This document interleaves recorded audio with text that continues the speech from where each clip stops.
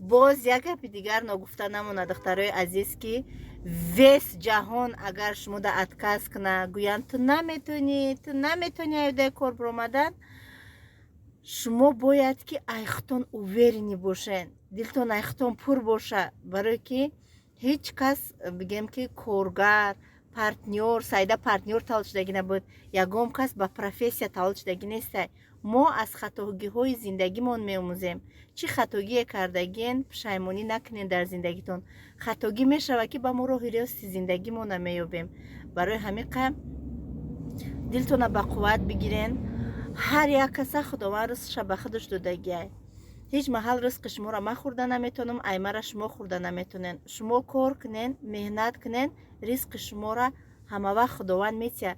رزق همه ازلیه، لیکن وقتی که کار کردی، مهنت کردی، با خداوند رزق دیگر خیلی میتیه.